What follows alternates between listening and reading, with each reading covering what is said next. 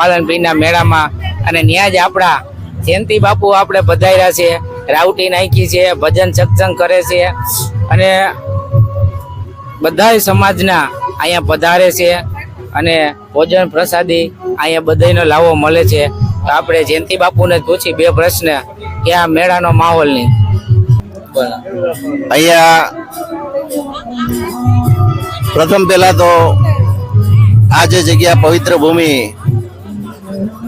જ્યાં પ્રગટ પીરાણું પાલનપીરની જગ્યા છે હણમતિયા, ત્યાં અહીંયા માનવ મેળાવણ ઉભરાય છે અને અહીંયા ગત આવે છે.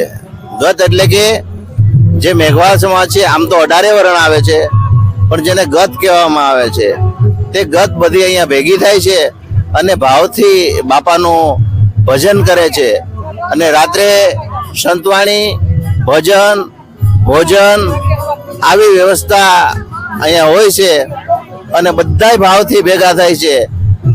આપણે ભારતમાં તો હું પણ દેશ વિદેશથી માણસો બાપાની શ્રદ્ધા અને વિશ્વાસને લઈને અહીંયા આવે છે અને આ પીરાણું કે રામાપીર છે, જોધલ પીર છે, આવા તો આ સમાજની અંદર ઘણા બધા પીરો થઈ ગયા. એમાંના એક પાલન પીર છે જેનું આજે પણ પ્રગટ પ્રમાણ છે અને એ આપણે નજરે જોવો છો. બોલે અહીંયા એમ કહેવાય કે 3 દિવસનો મેળો ભરાય, નોમ દશમ ને 11 એમ કહેવાય કે 3.5 દિવસનો મેળો ભરાય. તો અહીંયા 24 કલાક અન્નક્ષેત્ર તો ચાલુ જ હોય છે અને ભજન સત્સંગ પણ ચાલુ છે. તો અહીંયા રાતના તો દિવસના પણ ભજન ચાલુ હોય છે. હા, અહીંયા રાતના અને દિવસના અખંડ ધૂન અને ભજન અને કીર્તન ચાલુ હોય છે. એમ અન્નક્ષેત્ર પણ ચાલુ હોય છે સવારથી સાંજ સુધી અને સાંજથી સવાર સુધી. અન્નક્ષેત્ર પણ અખંડ ચાલુ હોય છે, ભજન ધૂન પણ ચાલુ હોય છે અને દાદા અહીંયા વેદના કથન કરે છે અને આગમ વાણીનું પણ વર્ણન અહીંયા થાય છે. આગળ સમય કેવો આવશે એ પણ દાદાએ વેદમાં જણાવ્યું છે.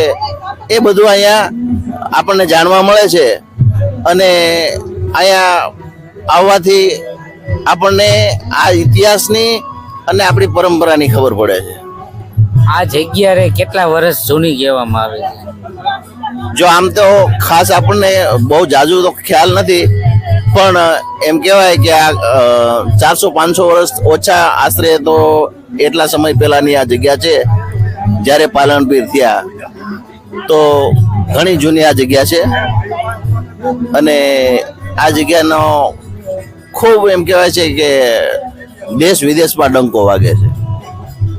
બોલો પાલનપીરની જય. એવું બધું